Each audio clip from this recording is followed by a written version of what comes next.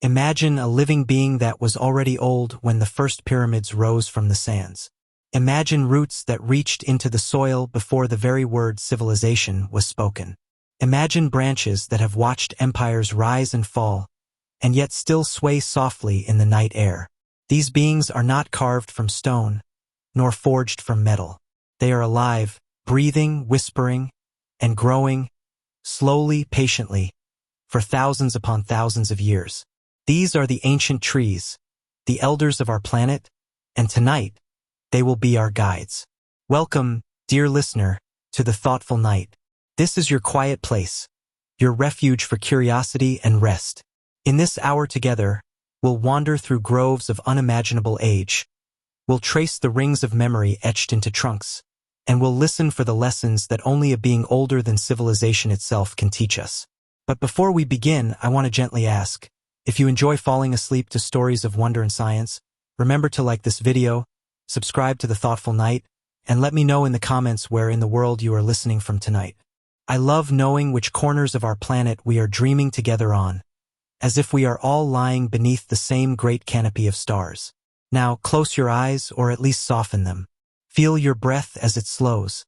Imagine, for a moment, placing your hand on the bark of a tree so old that it has stood through every chapter of human history you have ever learned about. Its trunk is wide enough to cradle centuries. Its leaves are older than cities. Its silence deeper than archives. Civilizations rise, flourish, and crumble. Languages shift. Inventions transform the world. Whole cultures appear and vanish into the shadows of time. And yet, the tree remains, rooted, waiting, breathing, patient beyond anything we can imagine.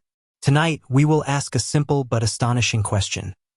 Why are some trees older than civilizations? What allows them to endure storms, droughts, fires, and the endless turning of centuries? What secrets are woven into their wood?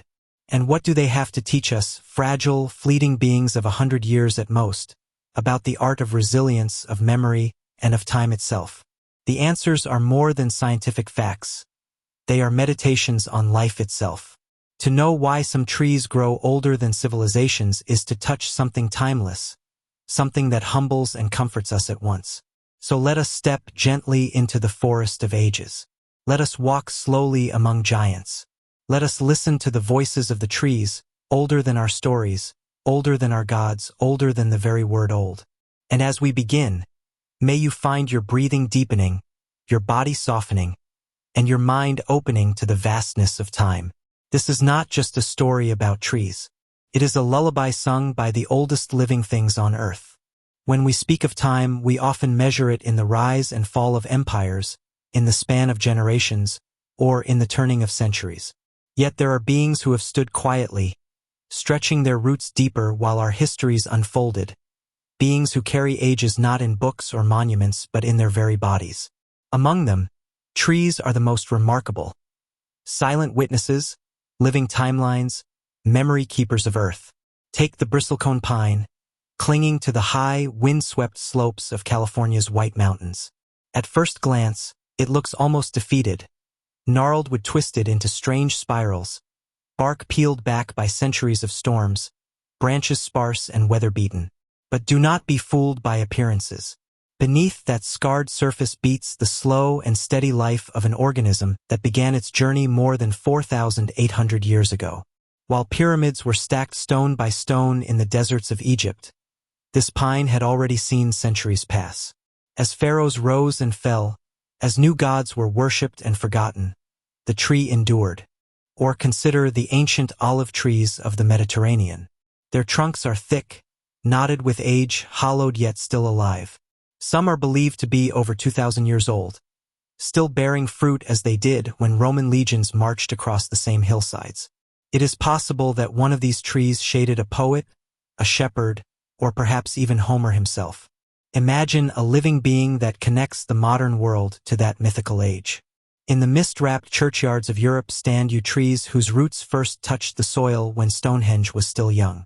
Some yews are estimated at 3,000 years of age, older than recorded history in the lands they inhabit. They preside over graves, stones, and the shifting rituals of faith, outlasting the very temples built beside them. To walk among them is to feel history not as something distant but as something alive, breathing quietly in the present. It is humbling to compare their lifespans with ours. A human life might last 70 or 80 years if fortunate, perhaps a century at the very edge.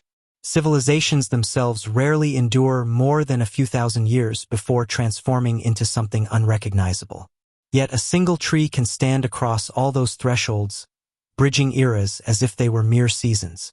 Think of the Sumerians, often called the first civilization, rising along the rivers of Mesopotamia around 4000 BCE. At that same time, a seedling bristlecone pine might have been pushing through rocky soil in what is now North America. While cuneiform tablets crumbled, while Babylon flourished and fell, while Alexander's armies carved paths across continents, that tree endured cold winters and short summers, each year adding a thin ring to its trunk. It grew not in haste but in patience, until now it has lived longer than every city built during its lifetime. These trees are more than biological curiosities. They are threads connecting us to a deeper timescale, one that stretches beyond the rise and fall of our societies. Where we see centuries, they embody millennia. Where we rush, they wait. Where we build monuments of stone, they weave themselves into living monuments of wood and leaf. To stand before such a tree is to feel time differently. Our usual clocks, calendars, and timelines seem to dissolve. The life of a tree is not counted in hours but in seasons, not in decades but in ages. Each scar, each knot in the wood, each twist in a branch is a story written slowly, patiently, across thousands of years. There is something almost paradoxical here. Their endurance comes not from speed or power, but from restraint. They do not attempt to outpace time. Instead, they align themselves with it, bending with storms, pausing through winters, conserving energy when drought strikes. Their resilience is woven into their slowness, and their longevity is born of patience. We humans tend to see history as a story told by us. Yet when you look at these ancient trees, you realize history is much larger. The trees were there before our ancestors spoke their earliest languages, and they will likely remain long after our present ways of life have transformed into something new. Civilizations are but brief visitors. The trees are the long-term inhabitants. Poets might call them living bridges across time. Scientists call them long-lived species with extraordinary adaptations. But to anyone standing in their presence, labels fall short. There is only the sensation of awe that these beings not only survived but thrived through countless trials, carrying their quiet existence across the arc of human history. And so, when we ask why are some trees older than civilizations, we begin by acknowledging their role as timelines made flesh. They do not just mark the passing of ages. They embody them. They are not the observers of history. They are history, alive, rooted, swaying gently as we pass by.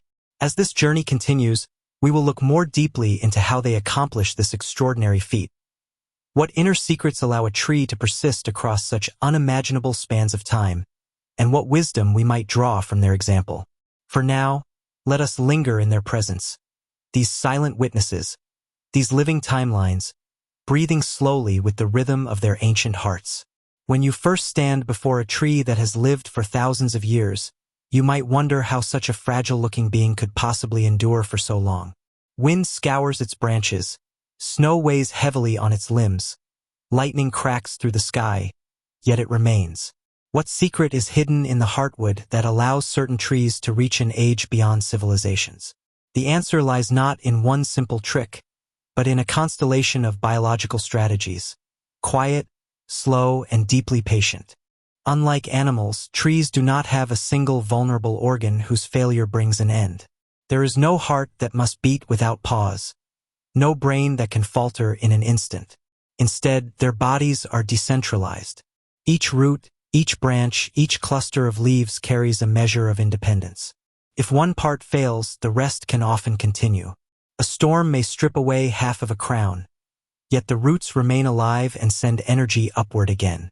A lightning strike may hollow the trunk, but living tissue near the bark can still carry water and sugars. Survival is written into their very structure. A remarkable part of this survival lies in their ability to compartmentalize. When damage strikes, a fungal infection, a broken limb, or a scar from fire, the tree does not attempt to heal in the way animals do. Instead, it builds walls. Chemical barriers form around the wound, sealing off the injured so decay cannot spread unchecked. This strategy is sometimes called the art of containment. Imagine a library with a fire in one wing. Rather than losing every book, the fire doors close, preserving the rest of the archive. So too does the tree guard its centuries of life. At the microscopic level, their cells hold another advantage. Many trees produce dense, resinous wood filled with compounds that resist rot and insects. Bristlecone pines, for instance, have wood so rich in resin that fallen logs can lie on the mountainside for thousands of years without crumbling. It is not strength in the sense of rigidity, but strength in chemistry, an armor built from within. And then there is the rhythm of dormancy. Each year, as cold descends or drought stretches long, the tree slows itself, retreating into quiet. Growth halts, metabolism dwindles, life withdraws to its core. Unlike us, who must keep moving to survive, trees have mastered the art of waiting. In the pause of winter, they conserve what matters, stretching their lifespans not by constant action but by knowing when to rest. Breathe with the tree's slow heartbeat. One might say, because that is what they do. They beat slowly, season after season, never in haste. Growth rings tell this story. Each ring, a cycle of expansion and contraction, is a physical record of survival. In wet years, the ring is wide. In dry years, it is thin. In years of struggle, the growth nearly vanishes, a narrow line like a whisper. By slowing down when conditions are harsh, a tree does not waste its energy. It adapts, endures, and waits for abundance to return. Humans may see a thin ring as weakness, but in truth it is wisdom, an act of conservation that makes centuries possible. Equally important is their strategy of modular growth. A tree can lose branches without losing its life, can shed leaves in drought, allowing only the essential structures to persist. Some ancient trees even appear half-dead, with only a small ribbon of living tissue keeping them alive. Yet that ribbon is enough, carrying water and nutrients, sustaining the organism while decades, even centuries, slip past. Perhaps most extraordinary is how little waste they produce. Trees recycle their own energy. Leaves that fall become mulch for roots. Dead branches, once dropped, enrich the soil around them. The forest floor becomes a circle of nourishment, feeding the living from the remains of the past. Nothing is hurried, nothing is squandered, and nothing is wasted. Longevity is a cycle, not a line. Scientists sometimes describe this survival as resilience rather than immortality. A tree is not indestructible. Disease, fire, or human hands can still end its life. But what sets long-lived trees apart is balance. They do not burn themselves out in quick growth. They do not chase after light and space with reckless speed. They grow cautiously, invest in durability, and always prepare for hardship. Resilience, not resistance, is the quiet law of their being. There is a lesson in this whispered through their branches. We often think of strength as force, as conquering, as speed. But in the forest, strength is the opposite. It is patience. It is knowing when to pause, when to conserve, when to bend rather than break. It is not immortality but harmony with time. Picture again the bristlecone pine. For thousands of years, storms have lashed its twisted form. Parts of it have died many times over. Entire limbs are gone, the trunk hollowed. And yet, because of its ability to compartmentalize, to recycle, to wait, a small strip of living bark still flows with sap. That strip is enough. It has been enough for nearly 5 millennia. To breathe with such a tree is to enter another rhythm, one far older and slower than our own. In its patience lies its secret. In its restraint lies its survival. And in its silence lies the answer to our question. Why are some trees older than civilizations? Because they live not as we do, in haste and urgency, but in balance, in slowness, in resilience that stretches across the ages. As we move forward, we will see how these strategies of survival become visible in their very bodies, written as rings in the wood. Those rings, like pages of an ancient chronicle, hold the stories of droughts, storms, and even the rhythms of the sun itself. In those rings, the long life of a tree becomes not only survival but memory. If you were to slice through the trunk of a fallen ancient tree, you would not just see wood. You would see a story. Circles upon circles, expanding outward from a single point, the tree's first year of life. Each ring is a chapter, a record of growth, a memory etched into living tissue. To gaze into those concentric lines is to gaze into time itself. This science of reading tree rings is called dendrochronology. At first it might sound like an obscure branch of botany, but in truth it is one of the most remarkable ways we have of looking into Earth's history. Every ring marks a year, and the thickness of that ring tells us about the conditions of that year. A wide ring means abundance, good rainfall, mild temperatures, fertile soil. A narrow ring means struggle, drought, frost, or famine. Trees, without intending to, write diaries of climate and weather, diaries more precise than anything early humans could ever have recorded. Imagine a bristlecone pine high in the mountains. Its roots stretch into rocky soil. Its branches endure thin air and harsh winters. Each spring it wakes slowly, pushing out new growth, adding one more circle to the record. Then winter returns, the tree pauses, and the ring is complete. Now repeat this cycle not for decades, not for centuries, but for thousands of years. The trunk becomes a library of seasons, layer upon layer of survival and memory. Scientists who study these rings have learned extraordinary things. In the wood of ancient pines, they have discovered traces of volcanic eruptions from halfway across the world. A massive eruption darkens skies, cools summers, and the tree responds with narrow rings. Droughts leave their signature too. Entire decades of thin lines that speak of rivers shrinking and soil cracking. Even the sun itself leaves marks, as cycles of solar activity subtly alter climate and thus the growth of trees. A bristlecone pine in California, in its quiet way, remembers what happened in ancient China or Mesopotamia, because Earth is connected by the breath of climate. The poetry of this is staggering. Human civilizations keep memory in stone tablets, parchment, or digital archives. But trees carry their archives in silence, waiting patiently for someone to look. And unlike human records, which can be biased or lost, the rings do not lie. They are impartial storytellers, witnesses who simply record what was. There is also a strange intimacy to this knowledge. To read the rings of a tree is to touch the exact conditions of a year long gone. A ring from the year 79 CE, for example, tells us about the climate when Mount Vesuvius buried Pompeii. Another ring from 1215 whispers of the year the Magna Carta was signed. Still another might carry the mark of 1816, the year without a summer, when a volcanic eruption in Indonesia cooled the world and crops failed across Europe. In this way, trees become bridges not only to natural history but also to human history. Consider the metaphor. Each of us carries memories in our minds, fragile and fleeting. Trees carry memory in their very flesh, durable across ages.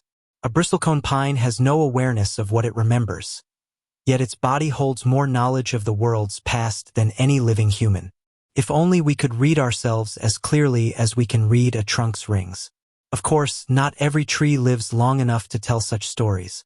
Many fall after a few decades, their records short and unremarkable. But the ancient ones, the elders who endure across millennia, hold archives of staggering detail. Researchers have even created continuous timelines by overlapping the rings of long-dead trees with those still alive, extending climate records back 10,000 years. These chronologies help us understand how Earth's climate has shifted naturally, and how dramatically humans are now altering it. And yet, beyond the science, there is the quiet poetry of imagining those rings as whispers of centuries. Each one is a breath, an inhalation of sunlight, an exhalation of rain. Each one is a pulse of life lived slowly, patiently, in harmony with seasons. If you press your palm against the trunk of an ancient tree, you are touching thousands of such breaths stacked together, each one a year of endurance. Sometimes, trees even show scars, fire wounds sealed over by new wood, dark marks that trace the path of a lightning strike. twisted patterns where growth faltered. These scars are memories too, reminders that survival is not ease but persistence. A scar in a ring is not the end of life but a lesson in resilience. What makes this even more moving is the realization that these rings outlast the trees themselves. When an ancient bristlecone finally falls, its wood can remain on the mountainside for thousands more years, the rings preserved by dry air and resinous chemistry. Even in death, the tree continues to tell its story, offering memory to anyone willing to listen. So when we ask why are some trees older than civilizations, part of the answer lies here, because their bodies are not only alive but archival. They endure, and in enduring, they remember. Each year is not just lived but inscribed, a history of Earth written in circles of wood. As we step into the next chapter, we will move from these silent records to the living witness itself, the way trees overlap with the stories of human civilizations. For just as their rings remember the climate of our past, their presence reminds us that they have watched our species grow, stumble, and change. They are not only archives of weather but companions to our history. When we think of history, we often imagine scrolls, ruins, or monuments left behind by human hands. But scattered across the earth are living beings that have witnessed those same histories unfold in real time, not as artifacts but as silent companions. These are the ancient trees, whose lifespans stretch across eras we read about in textbooks. To stand before one is to stand before a witness of civilizations, a being that has endured not decades, not centuries, but entire epochs of human culture.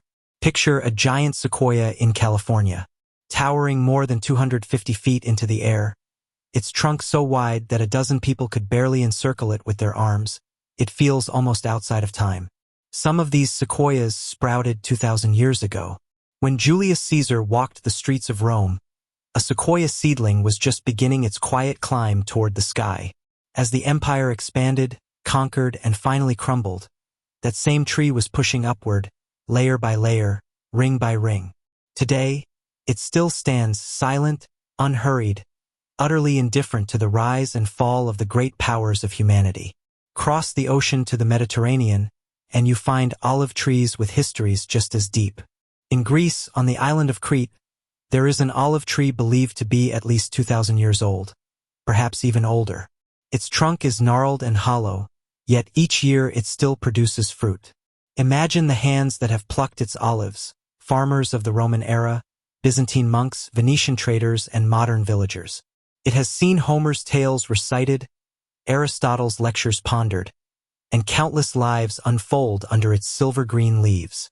The tree remains, bridging myth and modernity, whispering through each rustle of its branches that time moves differently for those who root deeply. Further north, in the churchyards of Britain and Wales, yew trees stand as guardians of time. Some are thought to be more than 3,000 years old, meaning they were already mature when Stonehenge was still a gathering place for ancient rituals. Today, they preside over cemeteries, their dark needles offering shelter to the dead and the living alike. Imagine the succession of faiths they have witnessed. Pre-Christian rituals, early churches, medieval hymns, modern prayers. The people change, the buildings crumble and are rebuilt, but the yews endure, stoic, patient, and unbending. This overlap of tree and civilization is more than coincidence.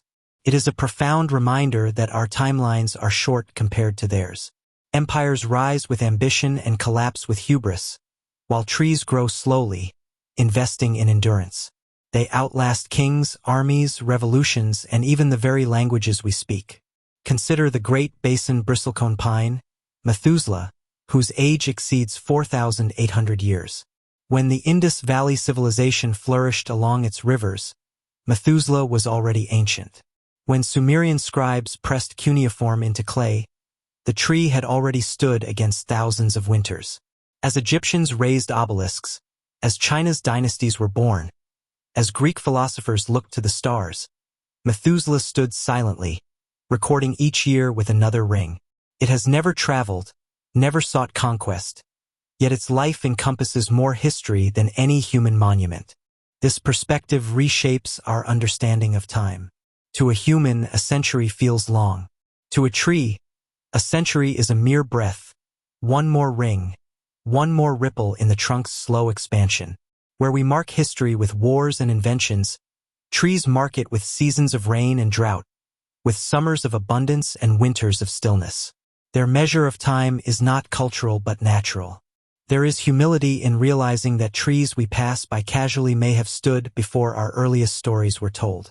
The olive tree in Vouvs, Crete, for example, may be more than 3,000 years old. When Plato wrote of ideals and justice, this tree was already rooted in its hillside, already providing shade and fruit. People lived entire lives beneath its branches, while for the tree, those lives were but passing shadows across its long memory. And so trees become not just part of our landscapes, but part of our histories. They are not passive background figures. They shape the very civilizations that rise near them. Olive groves fueled economies and diets across the Mediterranean. Cedar forests built ships for Phoenician traders. You would armed medieval archers. Even sacred groves guided spiritual practices, shaping mythologies that still echo today. Trees are both silent witnesses and active participants, entwined with the stories of humanity. Their endurance is also a lesson in humility. What we consider permanent, cities, empires, monuments, often proves fragile compared to the patience of a tree. Think of Rome's marble, now broken ruins. Think of Babylon, once mighty, now dust. Yet some of the trees that shaded those civilizations are still alive, still green, still stretching toward the sky. To walk among these ancient beings is to feel a shift in perspective. The urgency of our daily lives softens. Our worries and ambitions, so sharp in the moment, dissolve into something smaller when compared with thousands of years of steady growth. A tree that has seen civilizations come and go teaches us that permanence is not built in haste, but in patience and quiet persistence. It also invites us into kinship. When you lean against the trunk of an old oak or rest in the shade of a plane tree, you are connecting with a being that may have sheltered countless others before you. The tree remembers them in silence, not with names or stories, but with the simple fact of having endured. Its branches have cast shadows on the lives of peasants and kings alike. In this way, trees are democratic in their witness. They do not distinguish, they simply persist. As we move deeper into this journey, we will look not just at the civilizations trees have outlasted, but at the science behind their endurance. We will discover why growing slowly, almost imperceptibly, allows them to live far longer than most other beings on Earth. But for now, let us pause in the company of these ancient witnesses, humbled by their patience, their silence, and their quiet companionship through the ages. If there is one secret woven through the lives of the world's oldest trees, it is slowness. They do not rush toward the sky. They do not race to bloom. Instead, they stretch time itself, moving at a pace that is almost invisible to us. While animals live their lives in heartbeats and breaths, trees live theirs in the patient rhythm of seasons and centuries. Imagine a bristlecone. To you, its growth might seem frozen, as if it were hardly alive at all. But deep within, it is building slowly, one microscopic layer of wood after another, a new ring each year. The strategy is not speed, but endurance. Where fast-growing trees race upward and die young, the bristlecone invests in thickness, density, and resilience. Its wood is so hard, so resistant to rot, that it can withstand storms, droughts, and even centuries of decay after part of it dies. This is the paradox of longevity in trees. To live long, they must embrace slowness. Fast life burns out quickly. Slow life persists. In biology, this is called the slow growth strategy. It is not flashy, not immediately rewarding. But over thousands of years, it works better than speed. Slowness also gives trees time to adapt. Each year's growth ring is like a diary entry, recording the conditions of that season. Wide rings signal wet, fruitful years. Narrow rings tell of drought or hardship. Over time, these records build a survival manual written in wood. Trees that grow slowly become deeply attuned to their environment, carrying within them a blueprint for enduring hardship. Another secret lies in modularity. Unlike animals, trees are not limited by a single fragile heart or brain. They are decentralized. If one branch dies, the tree survives. If lightning splits its trunk, the remaining tissues can still carry water and nutrients. Even when most of the tree is gone, a single strip of living bark can keep it alive. This modular design, combined with slowness, gives trees remarkable resilience. Consider fire. To many life forms, fire is an end. But some trees, like sequoias, are adapted to it. Their thick bark resists flames, and the heat even opens their cones, releasing seeds. Fire, which destroys much of a forest, can be a renewal for them. Again, it is not speed but patience, the ability to wait for the right conditions, that ensures their survival across centuries. Even death itself moves slowly in trees. When an animal dies, the body fails quickly.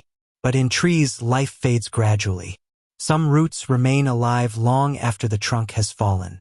Some stumps, centuries old, are still nourished by neighboring trees through underground networks of fungi and roots. A tree's death is often not a single moment, but a long process of transformation, blurring the line between living and dying. Slowness also means fewer mistakes.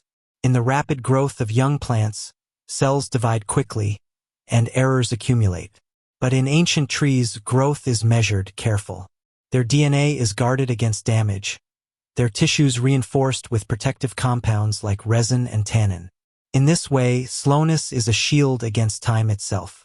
We humans often equate longevity with fragility, as if age means weakness. But for trees, it is the opposite. The longer they live, the stronger they become, the more deeply rooted, the more resilient. Their slowness is not a burden but a strength. It is how they outlast empires, how they survive storms, how they endure centuries of drought and fire. To walk among these slow beings is to be reminded that speed is not always power. In our world of urgency, deadlines, and rushing hours, trees offer another lesson. Patience build permanence. Slowness builds strength. Think of a bristlecone pine again, its twisted form clinging to a rocky slope where almost nothing else grows. The winds batter it. The soil is thin.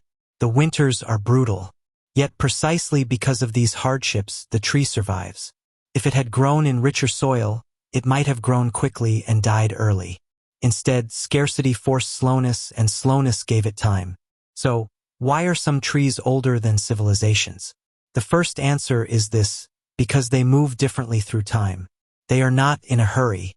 They live in patience, layer by layer, ring by ring, turning hardship into endurance. And this, perhaps, is a lesson for us too. That slowing down, listening to time as trees do, might allow us to endure more gently, more deeply, with roots that stretch further than we imagine. As we move to the next chapter, we will see how this slowness is not only a survival strategy but also a collaboration. For trees do not live alone. Beneath the soil, hidden from sight, lies a vast network of connections. A secret underground web that helps them live longer still. There are trees so old, so weathered, that they seem less like plants and more like monuments of time itself. They do not merely live in years or centuries. They stretch across millennia, carrying with them the memory of entire ages. These are the elders of Earth, the living beings who have stood longer than civilizations, longer than languages, longer even than many mountains in their present form. Let us first wander to the high, wind-swept slopes of California's White Mountains. Here, where the air is thin and the soil is almost barren, stand the bristlecone pines. Their trunks are gnarled, twisted by centuries of storms, their bark worn into patterns that look like carved stone. And yet, within these silent giants, life pulses. Some of them are nearly 5,000 years old. That means a bristlecone pine began growing before the Great Pyramid of Giza was built, before the Epic of Gilgamesh was written, before the wheel had turned across Sumerian soil. The bristlecone's secret is not grandeur but persistence. It grows in conditions so harsh that almost nothing else can survive. Thin air, rocky slopes, brutal winters. In such scarcity, it grows slowly, adding only the thinnest rings each year. But this slowness, this patience, has made it immortal in human eyes. To place your hand on its bark is to touch wood older than history, a living timeline of Earth itself.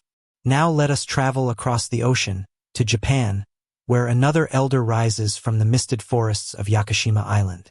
The Jaman Sugi, a cryptomeria tree, towers with a presence so immense that it feels like a shrine. Estimated to be between 2,000 and 7,000 years old, it has witnessed countless generations of human life. The name Jaman links it to the Jaman period of Japanese prehistory, suggesting that this tree was already ancient when the earliest pottery was being shaped by human hands. Local people regard it with reverence, not merely as a tree but as a guardian of time. To stand before it is to sense the weight of centuries pressing quietly into the present moment. On the plains of Africa, another kind of elder lives, vast and hollow but still deeply alive. The baobab. With trunks so wide they can shelter entire families or serve as meeting halls, baobabs are both trees and communities. Many live for over 1,000 years, with some reaching 2,000 or more. They are known as upside-down trees, with branches that resemble roots stretching into the sky. In folklore, they are often seen as sacred, tied to creation myths, wisdom, and longevity. Their wood is soft, and their water-storing trunks have saved countless lives in times of drought. A baobab is not just an elder of earth but also a sustainer, a giver of life across generations. Cross the Mediterranean, and you will find olive trees so old that they may have shaded the world of Homer. In Crete, in Palestine, in southern Italy, olive trees continue to bear fruit after 2,000 or 3,000 years. They have watched empires rise and crumble, the Greeks, the Romans, the Ottomans, and yet their branches still stretch toward the sun. The olive tree has always been a symbol of peace, endurance, and wisdom, and perhaps it is no coincidence that its very body embodies those same qualities. To eat the fruit of such a tree is to partake in a harvest that has been offered across hundreds of generations. And then, in Europe, stand the yews. These dark, evergreen trees are found in ancient churchyards, their roots mingling with human graves, their shadows falling across centuries of prayer. Some yews are believed to be more than 3,000 or 4,000 years old. Older than Stonehenge, older than written language in Britain. Their slow growth and regenerative bark make them masters of survival. To walk into a churchyard and see a yew towering above the stones is to realize that this being has outlasted every name carved in marble beneath it. In Celtic mythology, yews symbolize death and rebirth, eternity itself. Perhaps because even in decay, they live on.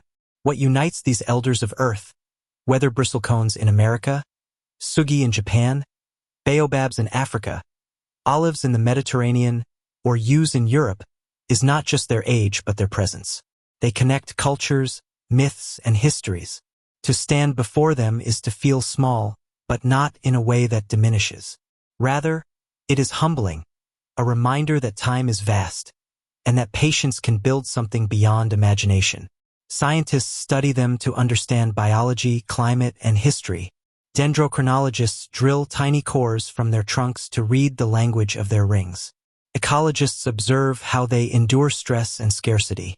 But poets, mystics, and wanderers stand silently at their bases, listening. Because what these trees offer is not only data but perspective. They remind us that life is not only about what burns bright and fast, but about what endures quietly, steadily, through storm and sun. When you look at a skyscraper, you see a structure that might stand for a century. When you look at a cathedral, perhaps a millennium. But when you look at a bristlecone pine or a baobab, you see something that began before the concept of civilization itself. And you realize that the longest-lasting monuments of Earth are not built by human hands at all. They grow in silence, year after year, without blueprint or plan, without architects or rulers. Their only design is patience.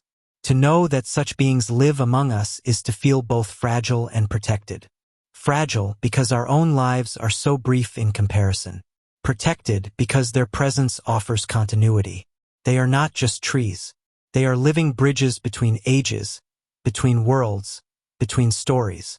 And as we move forward, we will also face the truth that even these elders are not invincible. Fire, storm, drought, and human hands can bring them down. In the next chapter, we will walk among fallen giants and consider what it means when something so old, so enduring, finally comes to an end. Even the oldest trees, the ones that seem eternal, are not beyond the reach of time. One day the wind topples them, lightning splits them, drought starves them, fire swallows them, or human hands cut them down. For all their patience, for all their resilience, even giants fall. To walk in a forest where an ancient tree has fallen is to feel both awe and grief. The trunk may lie like a broken cathedral, its wood splintered yet still immense. Moss begins to creep over the bark, fungi bloom across the surface, and slowly, the body of the elder returns to the soil. The silence feels heavy, as though a voice that spoke for centuries has finally gone quiet. Natural death comes in many forms. Some trees die because of droughts that last too long, with roots unable to find water. Others are claimed by storms, their massive trunks too heavy to withstand the wind. Fire, too, reshapes forests. For some species, fire is a renewal, but for others, it is the end. Even without dramatic events, old trees sometimes simply fade. Their heartwood rots, their branches fall away, and what remains is more air than wood. Yet even in dying, they give. They feed the soil, shelter insects, and provide nurseries for new seedlings. A fallen giant does not vanish. It transforms into 1,000 smaller lives. But not all losses are natural. The saddest endings are those caused by us. For millennia, humans have cut down forests to build homes, ships, and cities. Entire groves of ancient yews in Europe were destroyed for longbows. Baobabs have been hollowed and burned for fuel. Sequoias, trees that had stood for 3,000 years, were felled in the 19th century. Their trunks shattered because their wood was too brittle to use well. Imagine it. A living being older than Rome, older than Christ, reduced to planks in a few hours. To stand in the stump of a once-living sequoia is to feel the weight of human impatience etched into the rings of time. When giants fall to our axes or machines, the grief is heavier. We know it did not have to be. A tree that could have stood for another 1,000 years is instead silenced forever. It is not only wood that is lost, but memory. Each ring gone, each story erased. An ancient tree is a library burned, a voice of earth extinguished. And yet, within this grief lies a lesson. Because even in their death, trees show us how to face endings. They do not resist. They do not rage. They fall, and in falling, they return themselves to the cycle of life. Their bodies feed the forest. Their branches become soil. Their absence becomes space for younger trees to grow. Death, for them, is not finality but continuation. Still, the image of a fallen elder stays with us. Think of a bristlecone pine, 4,800 years old, splintered by lightning, or a baobab collapsing after centuries of drought. The ground feels emptier without them. For a moment, we are reminded of the fragility of all life, even life measured in millennia. Standing among the remains of such trees, a person often feels a stillness, a silence that is almost sacred, as if the forest is holding its breath, honoring what once was. We too pause in respect, because we know that what has fallen is not merely wood, but history. And perhaps this is the quiet wisdom of ancient trees. Endurance does not mean invincibility. Longevity is not forever. What matters is not that they never fall, but that they lived for so long, that they gave so much, that their presence shaped the world. Even their end is a gift, nourishing life that will come after. For us, the fall of a giant is also a call to awareness. If trees older than civilizations can vanish in moments, then what of our own fragile histories? What of our fleeting lives? Their fall is a mirror, reminding us to cherish the time we have, to see life not in years but in depth, in meaning, in the roots we leave behind. And yet, we are not left only with grief, because for every tree that falls, another rises. For every elder lost, a seed waits in the soil, carrying within it the possibility of centuries. The forest remembers. The cycle continues. As we move forward, we will step away from grief and return to the wisdom these ancient beings hold. For in their longevity lies a message for us, not just about biology or ecology, but about life itself. Patience, adaptation, balance. These are the lessons carved into every ring. In the next chapter, we will sit quietly beneath the canopy and ask, what can we, brief as we are, learn from the slow endurance of trees? To stand beneath an ancient tree is to feel time differently. Its presence humbles, reminding us that life does not always follow the pace we expect. The bristlecone pine, the baobab, the yew, they do not race toward growth or bloom in haste. They endure. And in their endurance lies a quiet wisdom that humans can carry into our own brief lives. Longevity in trees is not accidental. It is earned through patience, adaptation, and balance. A slow growth pattern, the ability to recover from damage, and a life attuned to seasonal rhythms are what allow these elders of Earth to persist. In a way, their biology is also philosophy. A life lived carefully without excess with awareness of limits ensures survival. From them, we learn the art of patience. Humans often equate speed with success, urgency with progress. We measure achievements in hours, days, and decades. But a tree measures in centuries. Each ring in a trunk is a meditation on time. A year observed, a season endured, a hardship overcome. To mimic this, even briefly, is to align with a rhythm larger than ourselves. We may not live millennia, but we can learn to pace ourselves, to breathe, to pause, to honor the slow unfolding of life. Adaptation is another lesson. Trees survive by adjusting to their environments. They shed leaves in drought, grow new branches after storm damage, and even compartmentalize decay to protect the whole. Flexibility, rather than rigidity, ensures survival. Likewise, in our own lives, resilience comes not from resisting change but from bending with it. The tree does not control the storm, yet it survives the storm. We, too, can endure by embracing adaptation as a guiding principle. There is also a lesson in humility. Ancient trees do not seek recognition. They do not measure their importance by how humans perceive them. They simply live, deeply rooted, in harmony with the world around them. Yet, in doing so, they teach us that significance is not found in fleeting accomplishments or rapid success, but in persistence, quiet contribution, and connection with life around us. To live long is to live slowly, yes, but also to live connected. Consider the baobab, its massive trunk a reservoir of water and nutrients. In drought, it sustains the life around it. Birds, insects, humans, even entire ecosystems. Its longevity is inseparable from its generosity. Likewise, the bristlecone pines in harsh mountains create habitats for specialized plants and animals. Their endurance is not just personal. It shapes communities, supports life, and preserves continuity. The lesson is clear. Living long is not only about self-preservation, but about sustaining and nourishing the world around us. Endurance also requires balance. Trees survive by allocating resources judiciously. They grow just enough each year to continue, conserving energy when times are harsh, thriving when conditions improve. There is no frantic overreach.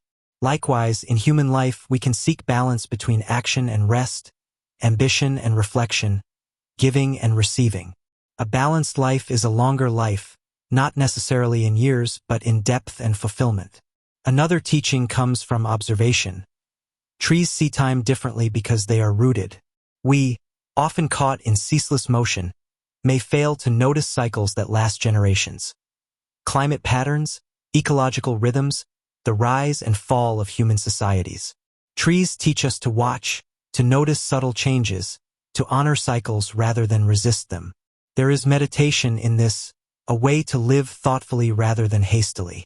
Poets have long understood what scientists observe in a different language. The bristlecone pine is a monument in flesh, wrote one observer. Its twisted limbs tell stories of storms survived, drought endured, millennia passed. Every scar is a lesson. Every branch is a chapter in an ongoing narrative. In standing beneath such a tree, we become students of time itself. We can also learn humility from their fragility. Even the oldest trees, with all their endurance, remain vulnerable.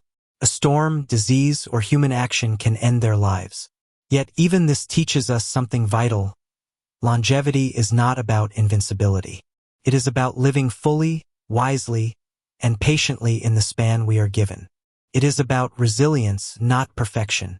And finally, there is a poetic lesson, one the forest whispers if we listen. To live long is to live slowly, to live connected. Each ancient tree embodies this mantra. Their rings remind us to pace ourselves. Their branches teach us to adapt. Their roots show us the power of connection, the strength of balance, and the endurance that comes from quiet persistence. We can carry these lessons into our own lives, letting them shape how we breathe, how we act, how we endure. Like a tree, we can survive storms by bending. Like a tree, we can sustain others by nourishing quietly. Like a tree, we can embrace slowness, finding in it a strength deeper than ambition. As we leave the lesson of longevity behind, we move toward a larger reflection. Not just individual endurance, but collective memory. For trees are not only teachers, they are keepers of the Earth's story. They remember the climate, the land, the living beings around them. In the next chapter, we will explore how these silent archivists carry the memory of the world, bridging science and mythology, and connecting past and future in ways that humans are only beginning to understand. Some trees are not just living beings. They are archivists of Earth itself. Their rings, roots, and branches are repositories of history, keeping memory in ways humans can only begin to understand. To stand beneath one is to feel the pulse of the planet, a slow heartbeat that has persisted through millennia. Every ring in an ancient tree is a record of the environment, a diary of seasons, droughts, floods, and storms. Scientists read these rings like pages in a history book, uncovering centuries of climate data. A bristlecone pine might reveal volcanic eruptions, solar cycles, or centuries of rainfall patterns. In this way, trees act as natural chronometers, storing information that spans thousands of years, often far beyond the reach of human observation or writing.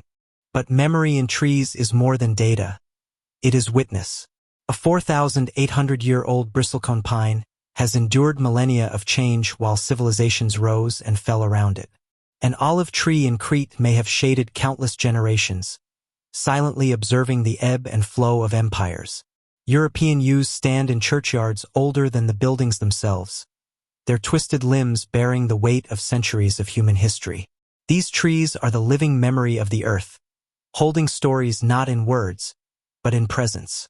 Forests themselves can be thought of as collective memory banks. Within an old forest, individual trees communicate through underground networks of roots and fungi, sharing resources and warnings. In a sense, the forest remembers where drought struck last year, where pests are emerging, and how to distribute nutrients to sustain life. Each tree contributes to a network of experience, a communal memory that persists across generations. It is a subtle, slow intelligence, invisible to the casual observer, but undeniable in its effects. Trees also bridge science and myth. Humans have long recognized their enduring presence and sought to capture it in stories. Yews, baobabs, and sacred figs appear in folklore, mythology, and religion as symbols of wisdom, eternity, and connection. Perhaps ancient people intuited what we now confirm scientifically, that these trees are more than living organisms. They are custodians of time, witnesses to change, and keepers of memory. Myth and science converge in their quiet presence. The idea of trees as memory carries profound implications. As climate change accelerates, their records become invaluable for understanding how ecosystems respond to stress. Rings and tissues reveal how past droughts, floods, and temperature fluctuations shape survival. By listening to their memory, humans can better navigate the future, learning from patterns that took centuries to unfold. Even beyond data, there is a spiritual resonance in their memory. Walking through a grove of ancient trees, one senses continuity, an unbroken chain linking past, present, and future. The same soil that nourished a baobab for centuries now supports the young saplings sprouting beneath it. The shadows cast by an olive tree today are similar to those cast for millennia. These living beings are reminders that life is a continuum, and that our fleeting moments are connected to a much larger story. Trees teach us to value deep time, to perceive scales far beyond our usual human perspective. They encourage mindfulness, a slowing of thought, an attunement to patterns that are patient and persistent. They remind us that memory does not require words or consciousness. It can exist in presence, in resilience, in the silent endurance of living matter. And yet, this memory is fragile. Ancient trees, these archivists of the earth, face unprecedented threats. Logging, urban expansion, and climate change put their records at risk. Each tree lost is not merely a life ended, but a page in the Earth's history erased. Their memory depends on their survival, and their survival now depends on our awareness, care, and action. But there is hope. New trees planted today, nurtured and protected, can continue this legacy. Every sapling carries the possibility of becoming a future elder, a living witness to centuries to come. The act of planting a tree is also an act of entrusting memory, of linking the present to a future humanity may never see. It is a gentle, profound way to participate in the ongoing story of the earth. As we reflect on the memory carried by trees, it becomes clear that their endurance is not only biological but cultural, ecological, and spiritual. They teach us patience, connection, resilience, and the sacredness of time. They invite us to live with awareness, to honor continuity, and to recognize that our lives are part of a tapestry woven across generations. The next chapter will take this reflection further, moving from the memory of the past to the possibility of the future. We will consider the seeds we plant today, and how they may become the elders of tomorrow, trees that outlast us, carrying our hopes, dreams, and care into centuries yet to come. If ancient trees teach us patience and endurance, then the act of planting a tree teaches hope.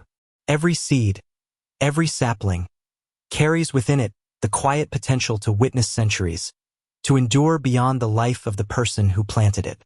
To plant a tree is to write a message to the future, a promise whispered into the soil.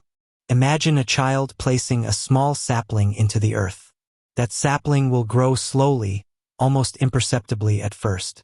Its roots will search for water, its stem will reach for sunlight, and its first leaves will tremble in the wind. This modest beginning is a gesture of faith. The planter may never see the tree's full stature, may never witness the rings of its endurance, the branches that shelter life, or the seeds it bears. Yet in that act, they have participated in something timeless. The trees we plant today could outlive us all. In 50 years, a sapling may still be young, while in 500, it may be a wise elder. In 1,000, it could tower as a living monument, a companion to civilizations yet unborn. Consider what that means. A single tree connects the present with a future humanity can scarcely imagine. Its presence carries memory, shelter, nourishment, and inspiration. Every leaf, every branch is a gift across centuries. But planting trees is also an urgent responsibility. Climate change, deforestation, and human expansion threaten the longevity of life on Earth. The elders of today face fire, drought, and disease in ways they have never encountered. The seeds of the future must be protected if they are to endure. By planting thoughtfully, choosing native species, nurturing soil, protecting saplings, we participate in a chain of care that can stretch centuries into the future. In this way, human intention becomes part of the story, a partnership with the slow, enduring wisdom of trees. Ancient trees have taught us patience, resilience, balance, and connection. By planting new ones, we practice those lessons ourselves. We slow our pace to honor the seasons. We adapt to the land, tend with care, and watch quietly as life unfolds. Each sapling becomes a teacher, a living experiment in endurance, a potential witness to a future we may never see but can imagine. Culturally, planting trees has always been a symbol of hope. In Japan, the planting of sakura trees celebrates renewal and impermanence. In India, sacred groves have been cultivated for millennia, preserving biodiversity and spirituality. Across the world, communities have planted trees as acts of remembrance, peace, and stewardship. Every tradition echoes the same understanding, that the life of a tree can extend human consciousness into centuries yet to come. Scientifically, each new tree contributes to resilience. Forests grow stronger, soils stabilize, ecosystems thrive, and carbon is stored for centuries. A planted tree is not merely a symbol. It is a tangible step toward sustaining life on Earth. Each root that spreads underground connects with neighboring plants, sharing nutrients and creating networks of support. A living web that mirrors the memory and wisdom of ancient forests. Yet the most profound lesson may be poetic rather than practical. Every tree is a quiet promise that life continues, that endurance is possible, that hope is tangible. To plant a tree is to acknowledge that our lives are fleeting, but that we can leave something behind that persists. That the hand that plants today shapes a shadow for the year 5000. That the rhythm of growth we nurture now will echo across centuries, long after our own voices are gone. Even in small ways, our acts matter. A sapling in a backyard, a tree planted along a city street, a community grove. They all carry the potential for future elders. In time, some may become giants, surpassing the tallest humans, enduring storms and droughts, and watching generations rise and fall. In this way, we can participate in the same cycle that has allowed bristlecones, olives, and used to witness the unfolding of human history. And so, as we consider why some trees are older than civilizations, we also consider the role we play in ensuring that future generations have their own elders. Each tree we plant, each forest we preserve, is a bridge between the present and centuries yet to come. It is a living monument to patience, care, and enduring hope. As the day ends and shadows lengthen, imagine planting a small sapling and walking away. You may never return to see its full stature, but it will carry your care, your intention, your whisper of hope into centuries. It will grow slowly, firmly, quietly, preparing to witness a world you can only imagine. This is the legacy of trees and the promise of the future. As we draw this journey to a close, take a moment to let your mind rest beneath the branches of time. You have walked among bristlecone pines that predate empires, sat in the shade of olives that have fed countless generations, and touched the silent wisdom of yews older than Stonehenge. You have felt what it means for life to endure, to stretch quietly across centuries, to witness history without haste or expectation. These trees, the elders of Earth, teach us something profound. Life does not have to be loud to be lasting. It does not need to rush to matter. Each slow ring of growth, each patient season, each quiet response to wind, drought, and sun is a testament to resilience. And in that resilience, we find lessons for our own lives. Lessons in patience, endurance, balance, and connection. Imagine lying beneath a 5,000-year-old pine. Feel the weight of its presence, its roots deep in the earth, its branches reaching toward eternity. Hear the wind whisper through its needles. Sense the continuity of life it represents, the stories it has silently witnessed. Every rustle is a gentle reminder that even amidst change and impermanence, there is continuity, there is memory, there is hope. Tonight, as you drift into sleep, carry this quiet perspective with you. Consider that the trees you may see tomorrow or plant in your own garden are part of a chain that extends far beyond your own years. Your presence, your care, your attention, even in small ways, participates in a legacy that stretches centuries into the future.